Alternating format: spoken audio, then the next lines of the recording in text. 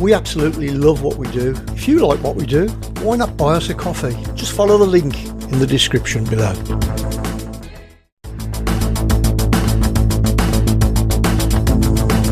And welcome all to part 2 of There's Only One Terry Curran. Joining us today is our pal, don't need any introduction, genius, legend, maverick, top man, mate, buddy, Alan Hudson. How are you, mate? You okay? And TC, I'm good, mate. All right, boys.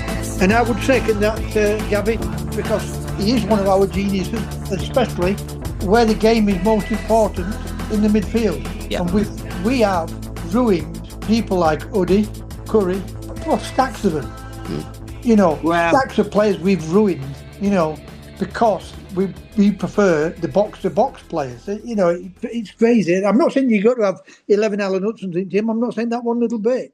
Well, I'll tell you something, which is a good thing to start the show. It's quite incredible in my eyes. When Tuchel was given the job, I see the way he won the Champions League with Chelsea. Chelsea weren't good enough to win the Champions League, but he won it with. But I said, when Tuchel takes over, he's going to put all the best players in. Next thing you know, he's got Jordan Henderson, and he's brought the other lad back, Loftus-Cheek. Yep. Put him in his squad. I'm thinking, how wrong could I be about this bloke? Where's all our creation going to come from here? And that's exactly what you're saying, Tel. All the creative players have always been ignored, and this fella's doing it again. It's almost as if it's unwritten in the contract that you've got to pick these. Go on, sorry. I just can't. The kid at Chelsea is injured at the moment. Palmer. Not Carlton. What's his name? Carl Palmer. Come on, Gabby. Carl Palmer is injured. Carl Palmer, yeah. Jack's just moved to Everton. I mean, he's a one-off. You've got to play him. Yeah. I've seen another kid who played him, lovely player. They won't pick him.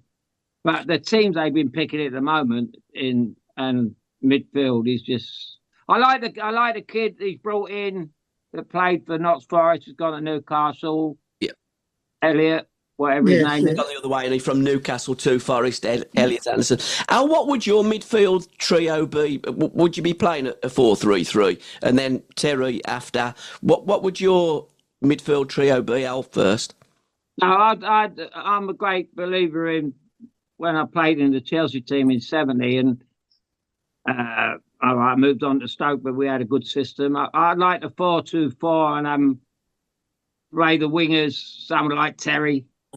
Who, when we lose the ball, just become midfield players. Yeah. And just, it's 4-4-2. And in none of all this 4-3-2-1-5 game, because I've never seen that system. These systems, they don't stick to anyway. I see Eze play the other night, not the last game, but the game before. And he was like standing in the middle of about 7 opposition players. I don't know how he was expecting to get the ball. He was lost. There's no kind of role for him to play. If I've never understood the number 10. What does that mean? I really don't know what that means. I'm confused. Well, I'll tell you what he's called that. It's called Pele and Messi. Yeah, that's what they try and get our players to play that way as a number 10. But they don't play technical players in that 10 role or area. They play a box-to-box player still in that area. So, what you're saying is 100% right. But the 10 is a Messi and a Pele. That's what it is, and that's We look at Gaza. Let's look at Gaza. He's after when I was playing. I was a midfield player. I know he got injured, and I know there was certain things, but he even played him with the wrong type of players around him. I remember going from Sheffield Wednesday to United. I got a lot of stick for it, but nothing ever bothers me. I just get on with what I want to do. And we were travelling down to Portsmouth, and he said to me, "What would the midfield players you would pick?" I said, "Well, I would play a ball as the holding midfield player. And he said to me, why would you do that? I said, because he moves the ball early enough. I said, the other two I would play in there because they're both natural players. Both got natural feet. Is Hudson and Curry. Right? And I said, I wouldn't be afraid to tell Bally, get the fucking ball and give it to them two and keep it moving early. Because the quicker we can get the ball into areas or to people what can play between the... I mean, we played between the lines when we were fucking playing, when you were playing, when Jimmy Greaves and all them were playing. All this, playing between the lines is not new. It's what's been happening for years. But it's players like you. Frank was a midfield player, but as a striker, he could play that ball through, even for someone like you who will make a run off the ball coming forward.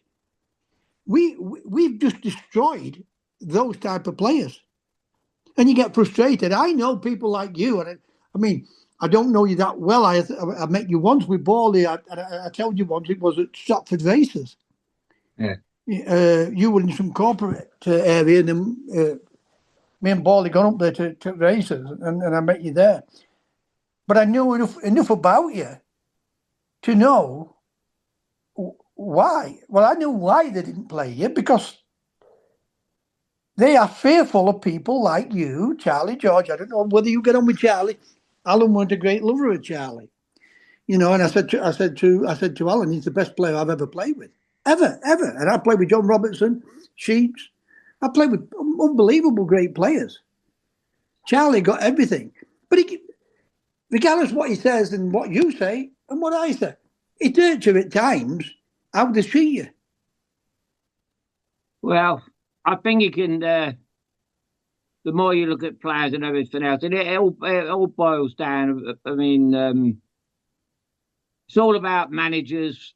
It's all about their ideas or what they got. But honestly, in my day, too, I was banned for 3 years through Ramsey. Ramsey was going to pick me and didn't. And then I got injured, didn't go to the World Cup. And then, lo and behold, he got the sack in '74, and I thought, I was gone by then. I didn't want to play for England. I had no interest. I was so happy playing for Stoke. I didn't want to. So happy playing for Waddington and the Stoke Sea. I didn't want to play. And Revie put by my manager kind of put pressure on the press. They put pressure on Revie, and he picked me. He could have picked me in 2 games before, but he saved me for the world champions, West Germany, thinking that I could knack it. And it rebounded on him. It rebounded on himself. And anyway, So, next thing you know, I was a mug, really. I should have packed up there and then, because I knew he ain't going to keep me in the team. We're going to beat Cyprus 5-0, where Malcolm got 5 goals. I know what he's done. He's put me in as an overage player with Jimmy Greenoff in a game in Hungary. And he slaughtered us too. He gave us you'll never play for me again. So it was all personal. He picked Jimmy Greenoff because we were having it off at Stoke. But he picked him in as an overage player in Hungary. Why didn't he put him in a full international? He was 27 years of age, playing in an under-23 team. Yeah, it's incredible. It's incredible our coaches and managers. They deserve they've deserved what they've got. That they can't get big jobs anymore because they've coached the same way. They've all gone to Lillishore, and then obviously now it's changed from Lillishore. But majority of them don't think outside the box. It's all about not losing and getting behind the ball. But he's not playing players what's bright enough to expand when they don't have the ball or when they got the ball. And how to use it quickly enough to give them. Time is your touch. If you've got a great touch, you've got time. The other part about time is when you can find space and not be picked up. But in today's modern day game, it's not like when we were playing. They would man mark you, wouldn't they? When at Southampton, when I was at Southampton. We never came across you, but we came across Liam Brady. And we had a kid called Andrew Maniszewski. and he would man mark and follow him all over the place. Trevor Francis, when we played Birmingham, that's what he would do with him. Tony Curry, when we played Leeds, that's what he would do with him. You know, there's none of that in the modern day game where people get man marked. And you know, by getting man marked, you've got two options then of not giving the ball, because the person won't give you the ball because you're marked, or they're not clever enough to give you the ball, or understand that you can handle that situation, scenario, when you're marked. Players what's got the ability, like yourself and Currys of this world, and Bally, are capable of getting out of any tight situation, because your brain, your natural football brain, will make you think quicker to get out of it. Well, absolutely. I remember sitting down in America with Eddie McCready when he packed up, and he lived in Tennessee. I went and sat with him. I was sitting in the garden having a drink with him. He weren't drinking. He'd had enough by then. And I was asking him about Jim Baxter. And I said, you know, must have been amazing playing with him, you know, just to get the ball as you do and you give it to him and kind of watch him, you know, yes, as a defender. And he said to me, he says, there was nothing greater to play with him. He said, and I'm not bullshitting you. He said, like yourself, I got it at the bridge. First thing I looked at was you. You were there 5 yards away, 10 yards away. I'll give you no matter what.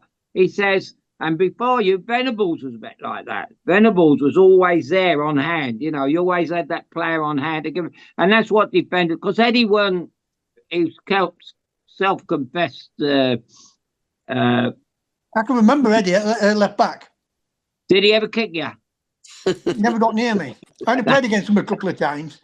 It was a bit but going back to that,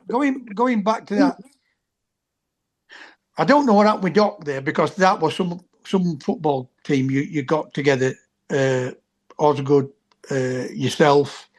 I can nearly name that team. You got Benetti, Eddie McCready, Webb, Dempsey, Chopper Avis, yeah, Ozzy, Tamblin, Charlie Cook. Fucking hell, what a play Charlie Cook was! What a winger he was. Peter Houseman. Yeah, Peter Houseman. Yeah, you know. Darlings. So it was some team that, and it never had strength in depth, because football never had that. It had 14, 15 players, and that was it. Whereas today's footballers, it's 30 men, 30 players to a squad. You know, but when you've got players, Alan, look, I don't bullshit anybody. I say it as I see it. You can ask anybody. I was Puffy's favourite player when I was there. But me and Larry Lloyd were the only two. Kenny Burns never said nothing to him. Me and Larry Lloyd were the only two what would say things to him. Right? Now, when I look at somebody, right? So when I'm watching you, when we beat Germany, and you think, fucking hell, what a player this kid is. You know, I'm saying kid, you're older than what I am, but back then I'm thinking, you know, the future's bright, and then we don't want to play you. Mm-hmm. We can see that players like you, Curry and all them, balling, they find space. You find space, and you're capable of getting that ball, and not only hitting a quality 5 or 6 yard pass, you can hit that 25, 30 yard pass. But for some unknown reason, we've never wanted to do it. Glenn Hoddle was as good as anybody. Right? But he disappointed me, Glenn, in a sense. When he comes as England manager, he set the players like him, like he got set by other managers. And it baffles me, that, Alan. It really baffles me. Well, I know. There's a couple of identical stories.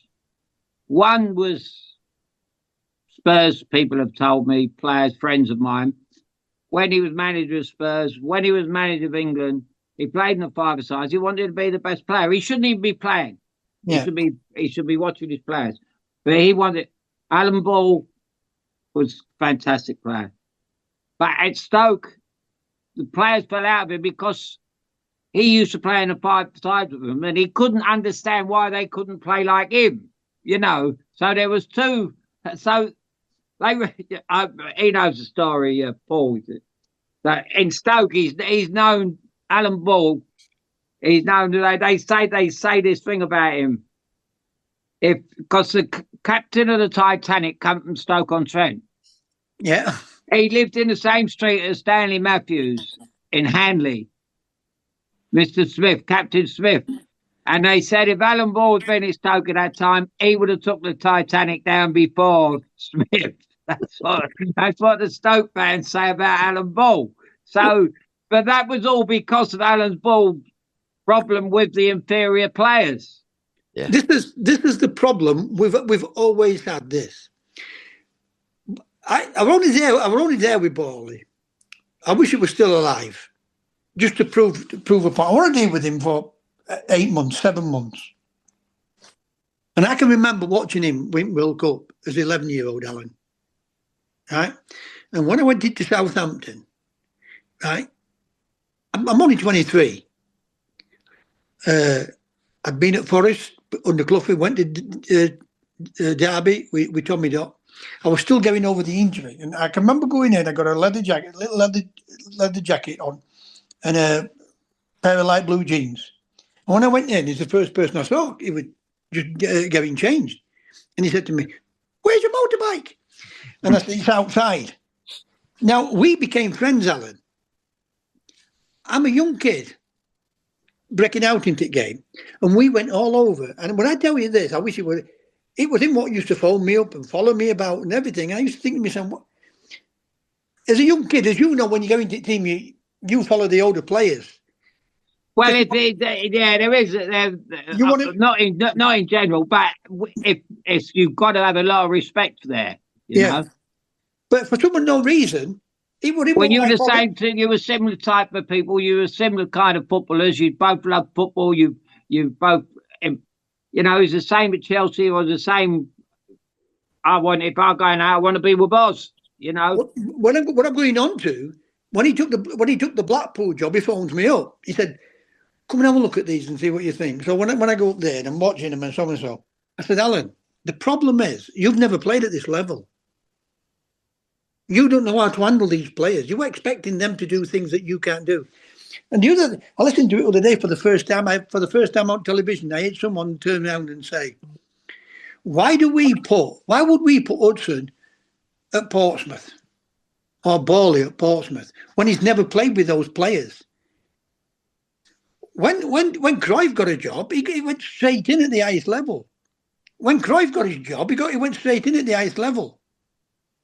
You know, Beckenbauer went straight in. There's been some great players what's become great managers.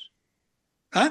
But if you're having to work with players what you can't now, what you look at it that from that point of view is get the ball, give it away, bam, bam, bam, get as many promotions as you can, and then get the next biggest club what's going to come your way, and then you start coaching.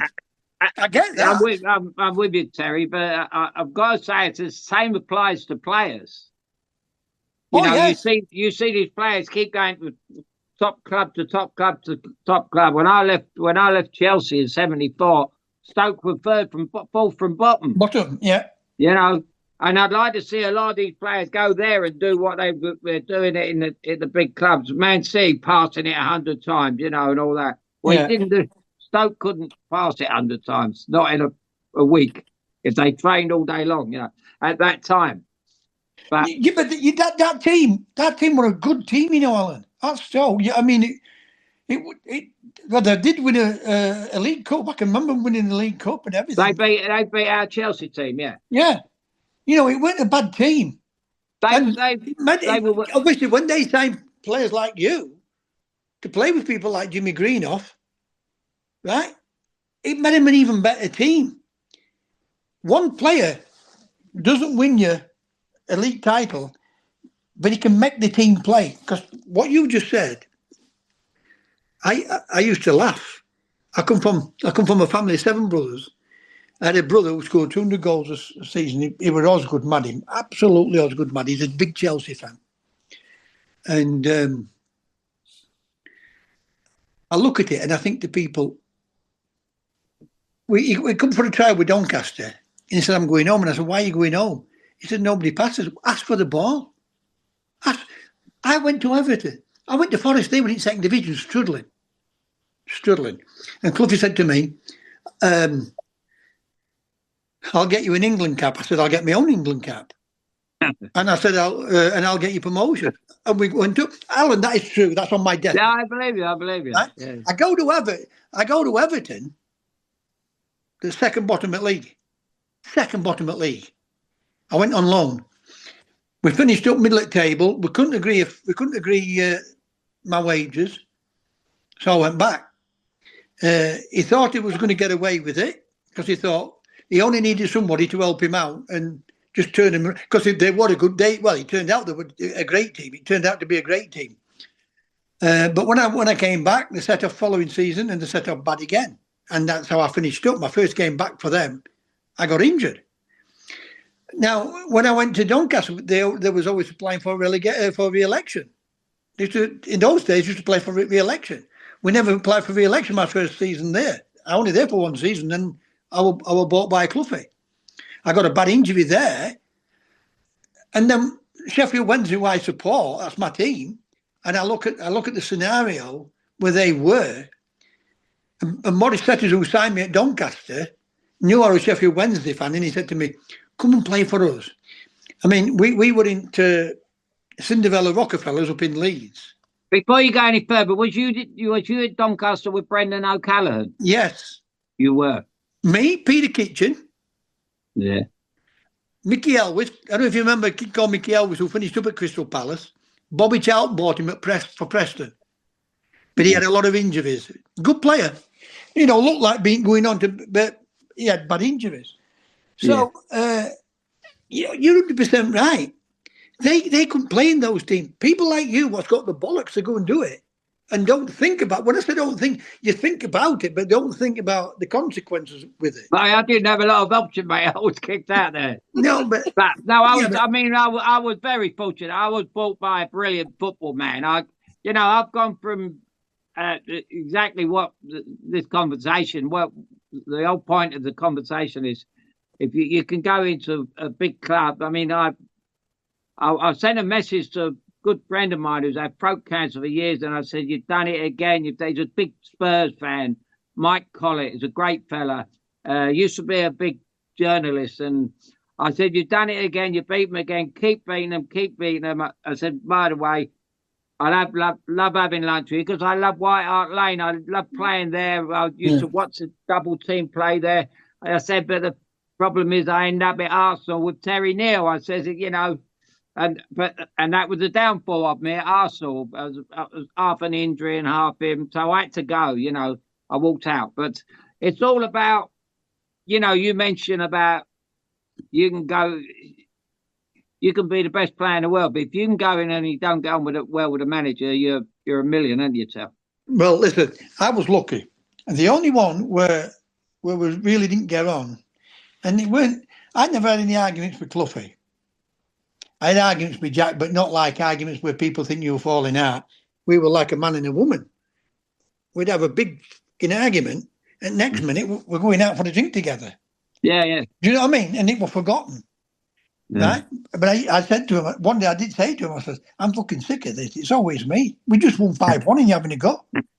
He said, but you're the only one I can have a go at and never get his head down. So I have to take it for everybody. But this is what I disagree with you. It weren't your fault. The continental players, they can express themselves about the team and how it's happening. When you or people like you try to express yourself, and by the you're not criticising the manager, you're trying to help him. And then they think, well, who does he think he is? I'm the manager of his team. And you're right, you're 100% right. You're only as good as what the manager is because he picks the team.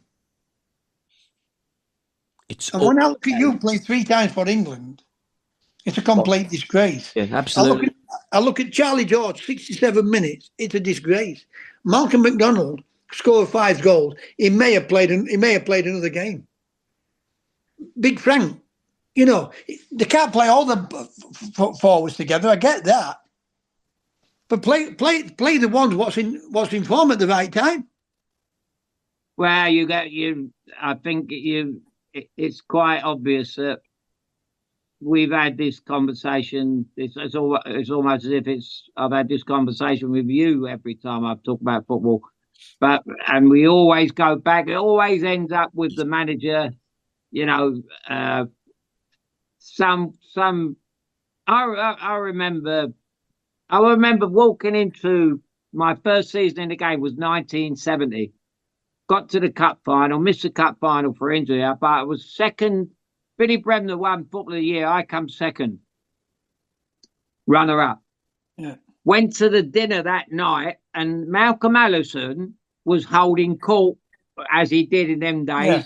Big Mal. It was all right. It was all right. You get to know him. It was all right. But I thought at that time, who the fucking hell are you talking to? And I've walked into the company. I'm not even walking into his company. I'm not interested. And I walked along, and he went, "Oh, have a drink." Someone went, "Oh, have a drink." And I went, "But," and he went, and he put his hand out to me, shake my hand. He went, "I weren't too sure about you at the beginning. I didn't think you could play, but I kind of do now." And I thought, who are you talking about? My dad would have smacked him in the mouth. My dad would have said, "Go and piss off." He said, don't treat my son like that. But he thought he was God at that time, Well, that's what I'm saying. People like Malcolm. I mean, the only thing I knew of Malcolm was when him and Terry Venables was at Crystal Palace. Yeah. And Darlington were then in the 4th division. And I was playing for Doncaster. And him and Terry Venables had come to look at me play for Doncaster at Darlington. And he fell off the chair. Or the chairs broke. Because in those days, they were wooden chairs. And I hear this big roar, I turns around. And it was Malcolm had just got up, we were getting back up off the floor. And that's the only time I ever, I knew of him in the game, but I never came across him, never really met him. I mean, Cloughie signed me, Tommy Dock signed me, McMenemy signed me, Howard Kendall signed me, Big Jack signed me. And Ron tried to sign me for Man United. So there were plenty there who I played with. And I found them all great.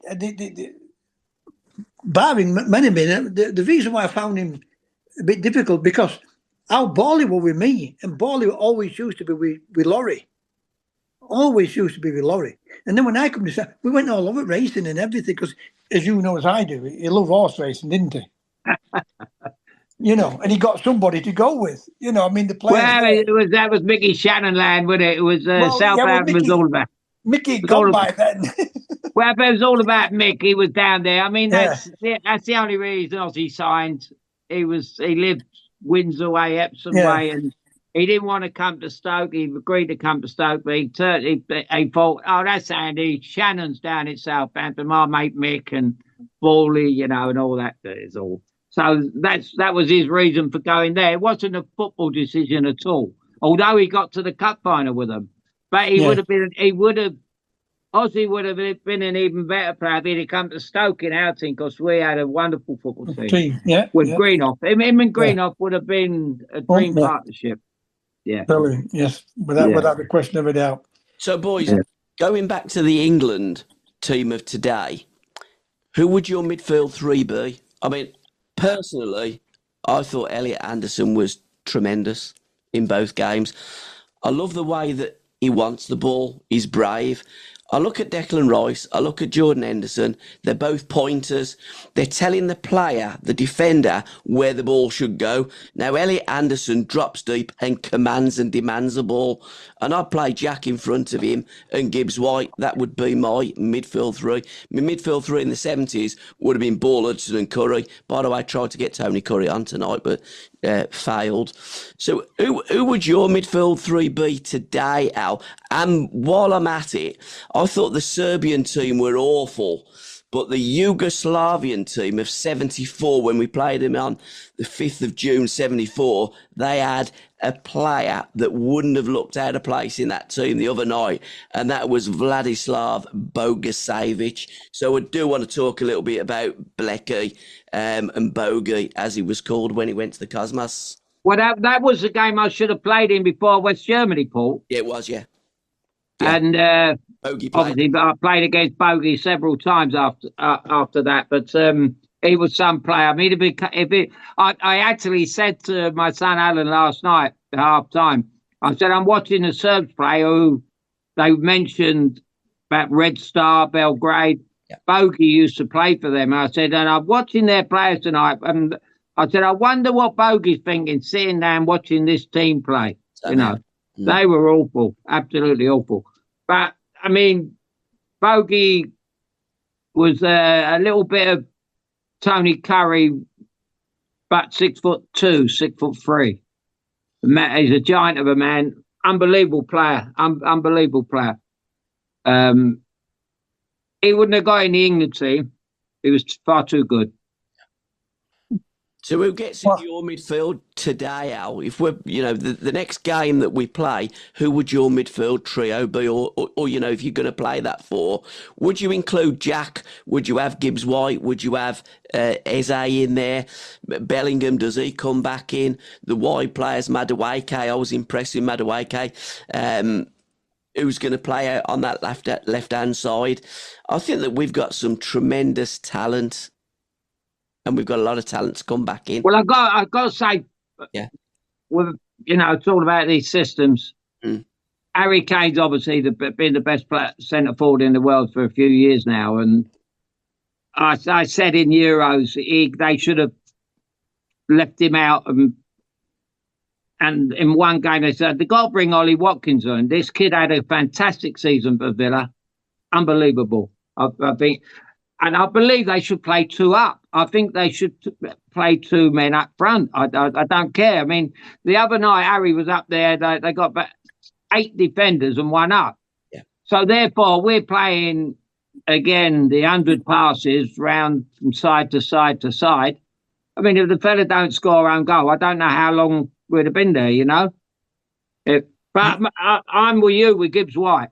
Yeah. You're asking me something now which I didn't think I could ever think this would happen to me. I couldn't name the 3 midfield players because I don't watch it anymore. I didn't even watch it the other night, Gab. Yeah. It's only because I look at it and the wokeness of it. That's the only reason why I don't watch it. I don't see anybody that we're capable of getting me off my seat. And that could be a left back, which I've always said this: we have some great players in this country. We've never picked them. We've never picked them in a sense in a team what's been balanced enough.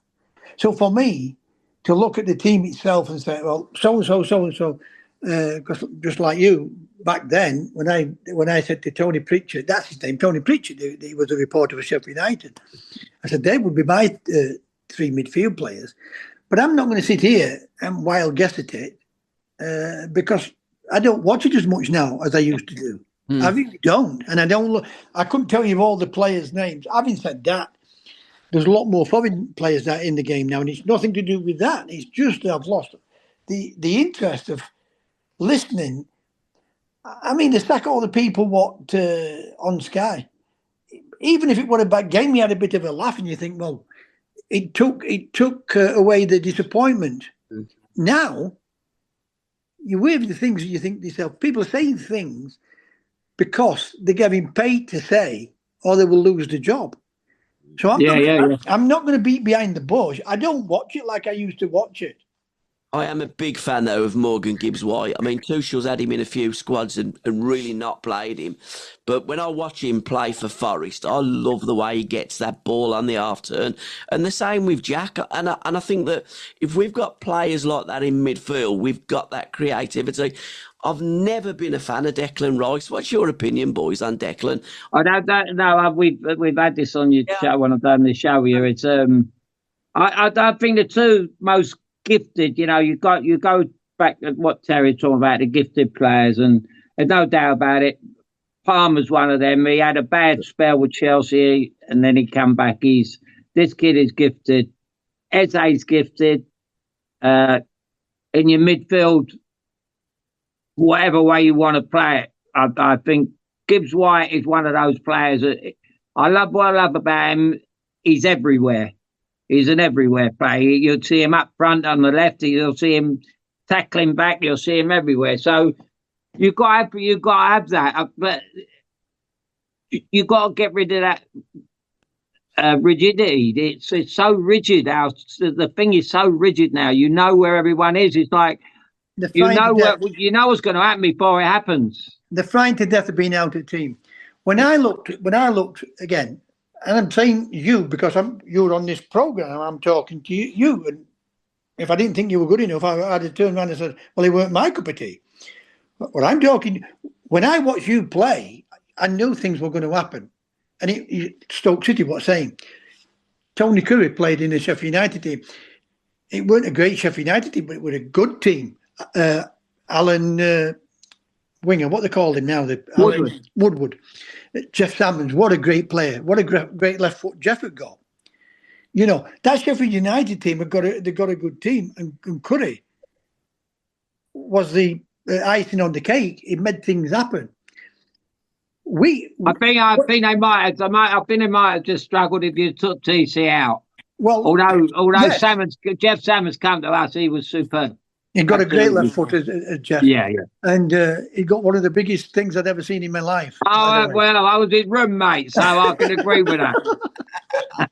So in Northern Cyprus. By the way, he's not black neither. Tell Terry about Morocco. It's a great story, you and Sammy in Morocco, wasn't it? Well, it was a bit. Morocco was.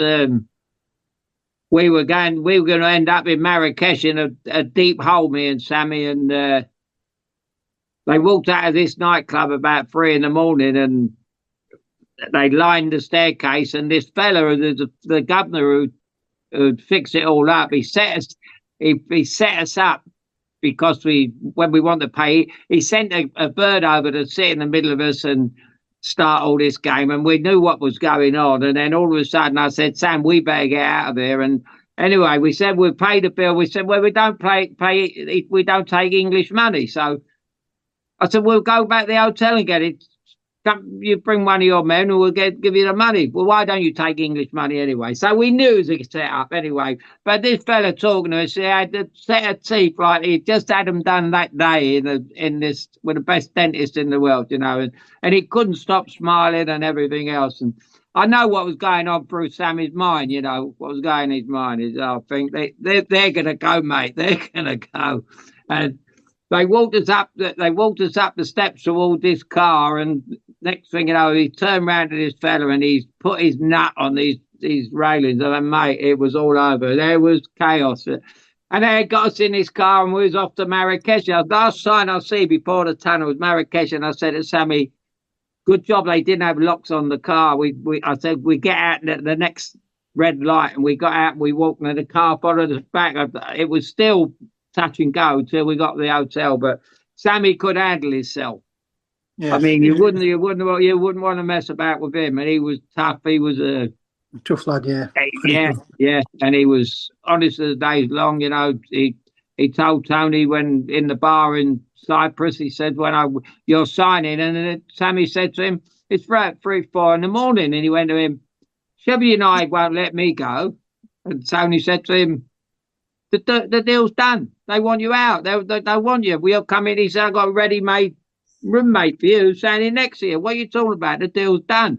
He said, well, I've got to tell you something. He says, I don't want you to find out after half a dozen games. He says, I go out on a Friday night, you know. I've got to have 6 or 7 pints because my nerves are terrible, he said. He said, if you keep playing like that, you do what you want. Don't worry. And that was it. Job done. You got into some scraps. You did at Norwich as well, didn't you, when you were playing darts? But going back to the England scenario, you look at John Barnes. At Liverpool, he looks a world beater. Yes, he plays certain games for England, right? Frank Lampard and Gerrard struggled to produce it for England, what they do. We know they're good players. But you got Paul Scholes. Where did they play him? They play him out on wing. And all we can do in this country is want to bollock people instead of talking to people and say, look, this is what I mean. I hear people when I played at Forest. I hear people talk about Cloughie when they said could never understand him, what he was thinking. Well, I understood everything he said, and I mean this. I understood everything he said. He signs Frank Clark from Newcastle, experienced player, right? And he played him at left back. And Frank says so and so to him, and he says to Frank, "I haven't fucking brought you here to play football. Get the ball and give it to fucking Robinson. That's all I want you to fucking do, young man." And it made the game simple. Martin O'Neill and Robbo said to me one day, "Why does he pick John McGovern?" Now, John McGovern was the best cross-country runner in club, right?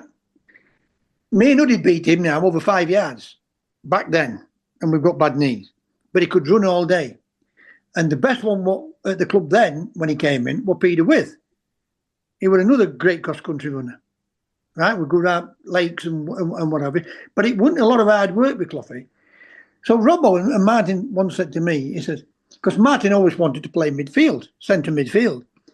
And Robbo said, why does Gaffer always pick him, John McGovern? I said, because he can do something that we can't do. How do you mean? Yeah. I said, he gets the ball. John McGovern didn't like Cloughie. He wouldn't want to go out for a night out with him. He liked him, but not in a sense, because he used to belittle him, in a sense, because he would say to him, I haven't fucking brought you here to play football. You can't play football. Get the ball. And when they fucking lose it, get it back for them. And that's what he used to say. And I said, what they did, well, give it. When they give it to you, Robbo, and then you do your magic. Martin, that's what he would do. Get the ball, give it to you, and do your little bit of magic. Get us a goal, make us a goal. And just made things simple. Well, that's it. You know, that's the problem. It's the mugs that complicate the game, Teller. But that story is was updated with in '66 with well, no, it was before, wasn't it? Alan Ball tells the story. He says he called him and Nobby Styles across. Yeah, and he's although he got Bally wrong because Bally became one of the great inside forwards. Yeah. But he called him. He called them both across. He says, "You'll both be playing in the first game. You'll both be playing." You know, he says, "Can I ask you if you got a dog?" So, yeah, of course I've got a dog. He said, "Well, what do you do with a dog? Do you take him out for a walk?" They said, "Yeah." So he says, "What do you do?" He said, "Do you throw a ball or a stick?" He said, "Well, he got a ball." He said, "We throw a ball." He said, "What's he do?" He said, "Goes and gets it, bring it back." He said, "Well, that's what you two are going to do with Bobby Charlton." Yeah, but same thing. Yep. That's how they coach back in those days. All the coaches. Well, that's the simplest way of putting it. And it's still prevalent today, isn't it? Win the ball, give it players that can play. But Gabby, when you look at people like Chris Waddle, he played 86 times for England. You watch him when he went to fans. Yeah, Marseille.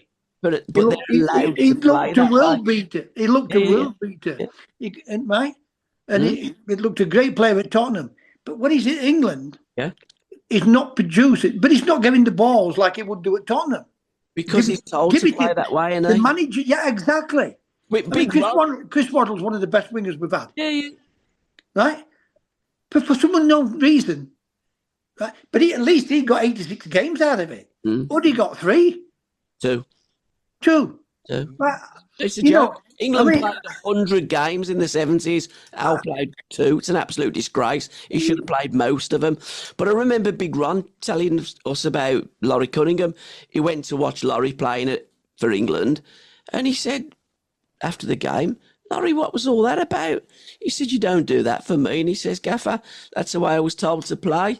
And unfortunately, when we play for England, players are told to play that way, aren't they? And those are the results we get. Negative. And if you don't play that way, you're out of the team.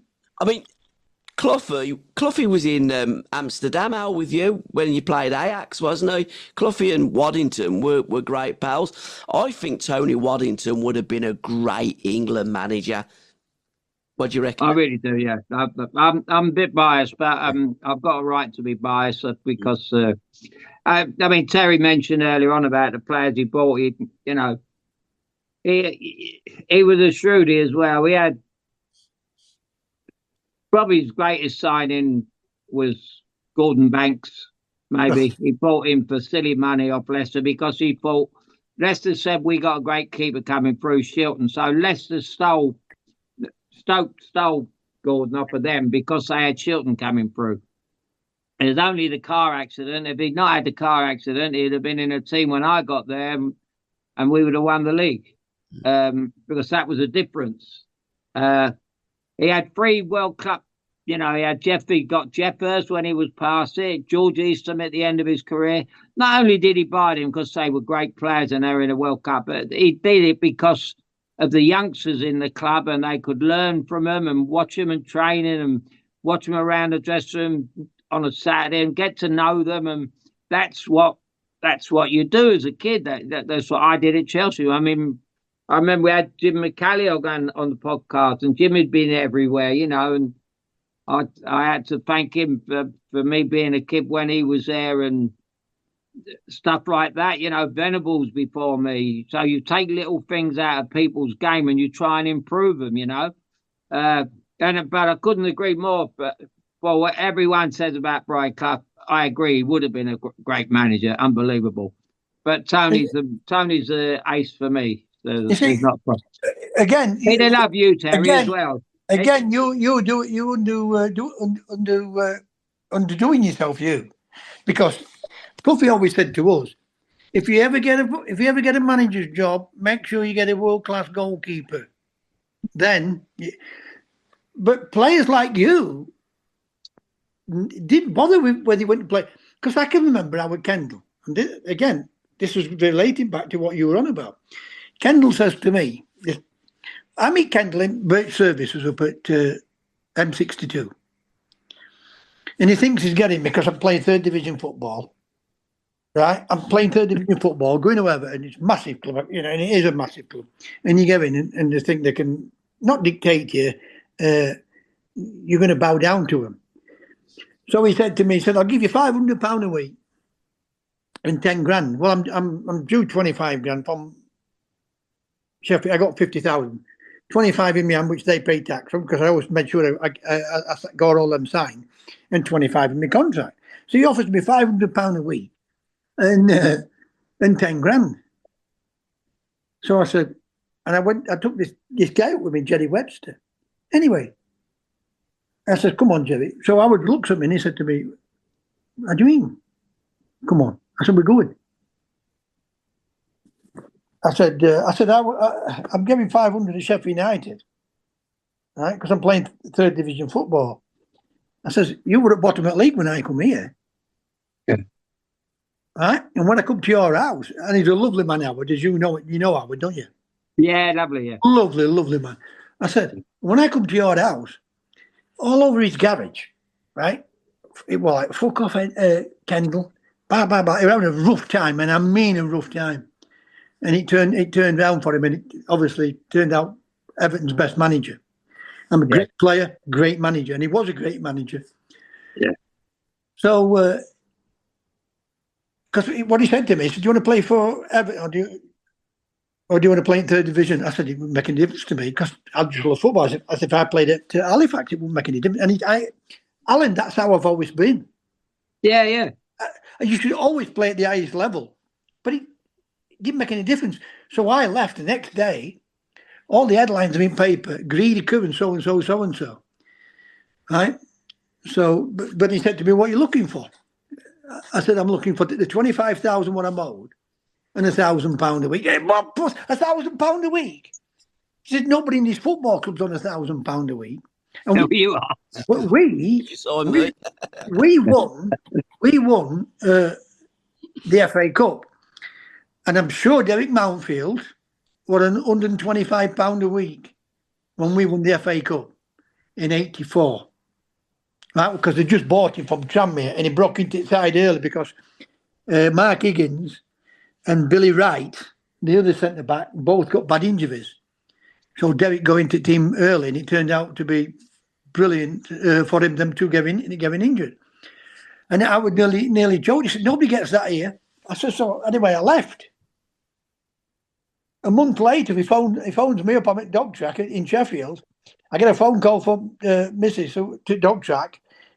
They announced over at Tannoy, "Can I come to the manager's office?" I goes upstairs. He said, "Your wife's on phone. Can you go home?" So I went home. She said, Kendall's phoning you back up. Anyway, he rings, picks phone up. He says, "You've got what you've asked for," and I signed. Yeah. So it made it out that I was being greedy when I weren't. I was just going for what I was worth. And my first game back there, I get injured, and I'm out for 6 months. He rushes me back to play semi-final at FA Cup. I play in that against Southampton. I play 3 more games, pulls my hamstring, and I miss out on FA Cup. So I missed out. Forest, when I got a bad injury with my knee, I did my ligaments at Forest, and at Everton, I pulled a muscle in my thigh and missed out on everything there. And both teams were struggling when I went to them. So you're doing yourself an injustice because you were as good as anybody, well, not in the country, in the world. And that Stoke turned out to be a top team. I mean, you're nearly won the league with that team. Won the league, yeah, 75. But you two almost were teammates in America as well. Yes. Is he still alive? Alan Is he still alive, Alan Hinton? He is, mate, yeah. Right. Next time you speak to him. It's a shame. His daughter called me about 3 months ago, and she said, "Can we meet up?" I said, "When?" She said, "Tonight." I went, "You're joking." I said, "No." She said, I come over with my mum and dad. My dad gone to so many years of Nottingham Forest winning. Yeah. So what a left foot. Oh, what a great player he was. Well, listen to this, Alan. So anyway, yeah, he. Oh yeah. I was rooming with Barley. So who comes in? So Barley says to me, "Listen, Alan Hinton's trying to buy you, take you to America." But Barley knew I was going to, and he was trying to stop me going to Forest, not to Forest, but to Sheffield Wednesday. And he was saying to me, "You're too good to be playing third division football." I said, "Look, Alan, I'm going. That's what I want to go. I want to go play for Sheffield Wednesday." So I spoke with Alan Hinton, and he offered me 10 grand. So I said to him, "What's he getting?" McMenemy says, "Oh, he's getting 17. I said, "Well, do you think if I'm going for 10 and he's going to get 17 out of it?" Right? and else, I would have caught. You were playing then for Seattle Sounders. You had a great time there, Al, didn't you? Oh, you missed out, Terry. You missed out. Nightclub in Bellevue. Nightclub in Bellevue, no. My front room was a nightclub, mate. Exactly, yeah. Who was the fella that built it? He was an Englishman, wasn't he, Al? Built your bar. He was, mate. He was. He had the strangest name. His name was Timon Sinclair. Timon. I'd never heard of it. Yeah, Timon. Yeah. The first thing I had to do was get him to build me a bar and sort my bar area out and sort the little nightclub out. But we had some. That was great. It was a greatest working holiday. And when people used to knock the NASL, it was a great league. Well, I did go over. My captain at team at Sheffield Wednesday, my mate Mick Pickering, he went out and played there for a while. And Jevy, who came with me to Everton, even though I did all the talking, took Pickers out there to San Diego. San Diego. So I went out there with them two just to keep Pickers a bit of company. But we went there for about 10 days. Anyway, I'm training with them, and they're trying to get me to sign out there. I'll tell you who was out there. Daniel, remember the Polish guy? He got killed out. They got killed out there in a car crash, or he got run over by a car or something. Really? When I was out there, There he was. but I did go out. first time I'd ever seen it, where they would like put the ball at the half after the game. There were no draws. They put the ball to the halfway line, and then you'd have to go and run. And I couldn't stop. That weren't the halfway. That was a 30-yard line. It's a shootout, they called it. Shootout. That's it. That's right. And you had I think 10 seconds or whatever. It was great. It was quite unique. You see, I remember I scored the first one. I scored the first one in New York, which won us a game. My first season there, and we'd never won in New York. And they made me man of the match, and I said no. I said, fella called Steve Butler. I said, give it to him. He was the best player, but. He said, well, you've done something nice because Pele took 8 and he didn't score. That's another thing you don't see now. You don't see people getting the ball and going round the goalkeeper, do you? No. Be better than penalties, to be fair. Yeah. That shootout is decent. 10 seconds, score a goal, rather than a penalty shootout. But at Cosmos, they had some team as well, didn't they? Giorgio was out there, wasn't he? What a legend. But they had so many different teams, Paul. That's the thing, They had their top man was Giorgio Shinaglia. He was he played with Swansea, didn't he? He did, yeah. He did. And Lazio. They let him go, and he went. Then he went over there, didn't he? And he was a nothing when he went over there, and he became a god, And he That's right. He went a big name over here. Then he went into America, and you said, he became a god. Played for Lazio in '73. It's, I think, the first time they won the Scudetto. And if you want to have a look at the story of Lazio, what a load of nut jobs they were. They were They were a gun crazy team. The story about that side is one of the most iconic in world football. And Giorgio was very much involved in all of that, as he was with the Cosmos. Johan Cruyff played some games. I don't think Johan actually played in the NSL for them, but he played games like the Harlem Globetrotters. They'd go all over. They'd come and play Chelsea, didn't they, Al? He played at the Bridge one night. I was at the game, funnily enough. He was Chelsea couldn't get the ball off him. They were magnificent. Strangely enough, I was out in the afternoon. I used to go to this Turkish bath and in the mornings to do a bit of training, and because I was on the run from Arsenal at that time, and I went in a pub in Bayswater, and I was speaking to this Dutch fella, and he said, I'm Johan Cruyff's uncle. I said, what are you doing here? He says, I'm going to Stamford Bridge tonight. Would you like to come? I said, I'm already going, mate. I'm in the box with the boys. I said, but, oh, please, But I'd already played against Johan by then 2 or 3 times. But, he just done the tour games, Paul, didn't he? He did, yeah. First time you've seen Johan was when Chelsea dropped off, didn't they? What was it, 1970? It's when you discovered the red light district, Heineken and Johan Cruyff. Well, and Heineken and Johan Cruyff, yeah. Well, he come on the field before the game. We said he couldn't be. He ran funny, didn't he? And he come on. He can't be good. He's one of their subs. He's number 14. I can remember him wearing 14. And I used to then, because the numbers then weren't like they are now. And you think, why is he wearing 14? But first time, number 9 shirt. Yes, first time I saw him, I thought, wow, like all the great players, he was, he was something else, Terry. Yeah. One of the all-time greats. I tell you another one that does never get a mention in terms of all-time greats. Laszlo Kubala. A Hungarian. That was a drink. No, it's not a Crown Royal, Al. I thought he was talking about Cuba at first. I thought you were talking about Cuba at first. Kubala was the reason that Barcelona left their old stadium and went to the Camp Nou. He'd left Hungary, one of the first to leave Hungary, and he had a tremendous journey, ended up at Barcelona. But if you look at the story of Kubala, in fact, Mike Summerby always says to Big Ron, here comes Kubala. They always have a laugh about Kubala. But if you look at him, he's probably the one world-class top player that always gets overlooked. but he was sheer class. What about him, Alan? Gunter Netzer? Oh, legend.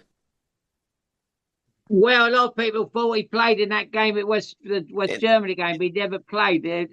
Overhalf played, didn't he? Yeah. Yeah. But Gunter, the year was it the year before in the European Championship, they slaughtered England. He was absolutely out of this world, wasn't he? Unbelievable. You know, he was the one that you learned. That's what I'm saying about when you're kids and you're at clubs and you watch players and you see this fella Beckenbauer when they moved him to centre half to play so he couldn't be marked, and it was just him. We give it to Gunter and off he went, didn't he? He was just amazing.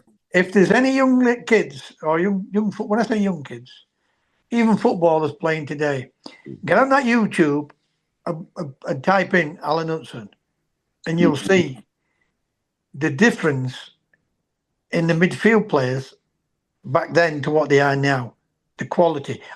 And look at, that keeps coming up, and I have to laugh. That Stoke game against Derby. Oh, that I played for Derby, but that's got to be the worst pitch. Well, QPR were bad, but Derby's was the worst pitch ever. That was. But that Stoke game. But the more you look at that and analyse it, look at the control, Alan. Yeah. The balls would fly up off at divots, and the players would just snap it back straight away. It's unreal, isn't it, when you think about it? People like you and Curry and Frank and Stan and Dave Thomas, what would you give to play on pitches? Forget the money. We'd all like that money side of it. But what would you give to play on those pitches and not being kicked? Strangely enough, I loved it. I love them pitches. I love them. Yeah, but I'm not saying because it was a test for me. But not only did I love them, I had a bad ankle because and so they give me that bit of give. But it was from 1970. But what it did for me, you're talking about earlier on about cross countries. I used to train for over 90 minutes, and I was running on them pitches. I was running on, like Cheltenham Gold Cup up that hill. Yeah, Terry, But what I'm saying about it, I wouldn't change mine. But what I would give to be able to, because people forget. Not only those pitches were bad, the tackling was brutal, absolutely brutal. Everybody goes on about that Leeds Chelsea game, that FA Cup, and it was a brutal game. If you wanted to play football, you're both going to play football. If you wanted a fight or a kicking match, we'll do that. But players like you, what I'm saying, players like you, and we know you wouldn't change it. But how much better would you have been if you'd been able to play on those pitches and not? Look, I love Messi and I love Ronaldo. But I'm telling you that now. This is my opinion, and nobody changed my thoughts about it. They wouldn't get the goals to Kevin because they would have been brutally kicked out of the game like Maradona was, like you were, like Charlie Cook was. Jim McCalliog was my favourite Sheffield Wednesday player. George Best is my all-time favourite player, and I've seen him all, and I still, Cruyff, Ronaldinho, Zidane, Pele. They're all great players. Rivellino, they're all fantastic. You would have been, and Hudson, and all those players we've had in this country would have been in that category if we'd have had managers would have allowed you players to express yourself.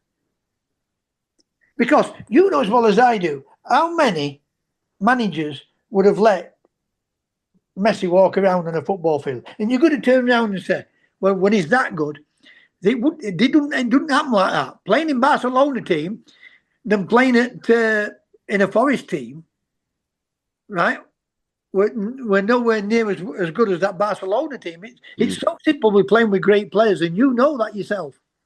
Yeah, well, I think the problem is when you look back at the managers you've had and you've played for, and you run through brick walls for, run miles for, and whatever. You look back and you just mentioned, the one at Chelsea didn't do me any good. He was a coach. The one at Arsenal didn't do him any good. And then they come across Jimmy Gabriel, who was a great player and a great manager. Alan Hinton, Tony Wadden, them three. They never once told me how to play. And that was the beauty of playing for them. Yeah. They just signed me and said, go and do it, So that was it. You'll know a guy. You'll know a guy who was best coach I played under. He taught. We've all got ideas in his head how to do things. But as a young kid, he taught me certain things. They called him Frank Blumston. Oh, right? And Frank was a winger, wasn't he? And when I went to Derby, he was watching so he pulled me to one side and he said to me, and he stood me in an area, and he said, look where your shoulders facing. He said, that's where the ball will go. He says, if you can open your body up, right? If you can open your body up, so the goals are there, and you open your body up like that. Look where you can play the ball now. You can play it there. You can play it there. You can play it near. You can play it far. And that taught me a lot. And when my lads tried to take the piss out of me, I said, "Let me tell you something. Not many, because I went and played in third division. Bally went mad with me. My dad went mad with me. A lot of other players went mad with me. Jimmy Greaves went mad with me. Right? Jimmy Greaves, when he was writing for the Daily Sun, I think, or Daily Express, whatever it was. And he said to me, why are you playing? I said, because I'm fed up of football. And you know why I'm talking about that, because you got fed up of it, how they would treat you. Yeah. People think that people like us are a problem, and we're not. Because we're the ones. It's quite the opposite. We are the ones what would run through that brick wall for them. Yeah. When the other ones wouldn't do that. All about managers, anyhow. Oh, we always end up with that one, mate. I think we've got to end up as well. I've got people coming round at 8 o'clock. Company. It's great. Well, what shirt you got on there, boy? Is that Birmingham City? Well, I was going to wear. Is it my t-shirt? It's actually a Curran 79 shirt. Oh, that'd do. I can't see it because of Mike. Yeah, well, Chris positions me right behind the mic. Yeah. And sticks the camera where he sticks the camera. Yeah. I'm just governed by him. Again, it's about management. He's my manager. And you played for some great managers.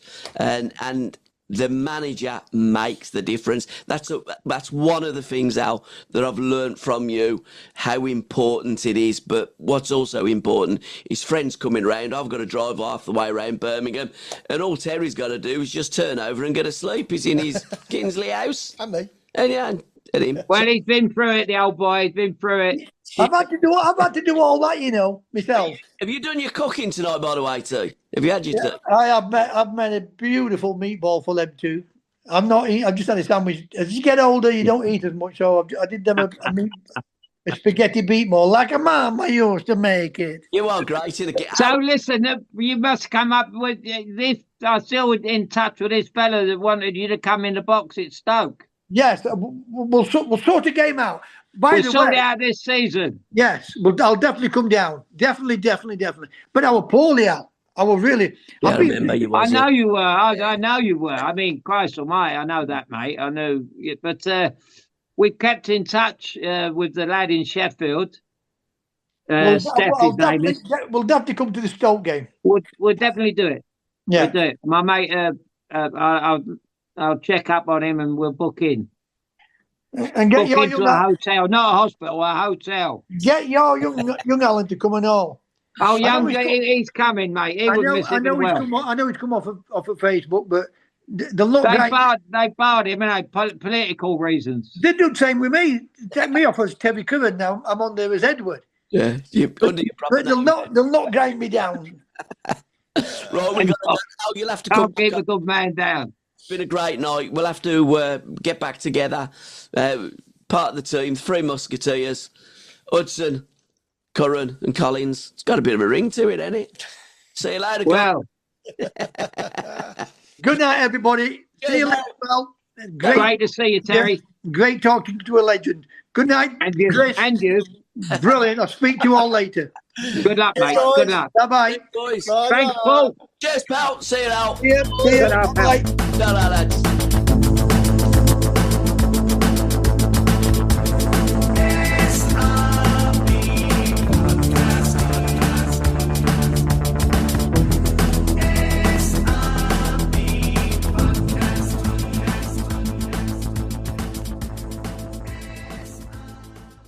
We absolutely love what we do. If you like what we do, why not buy us a coffee? Just follow the link in the description below.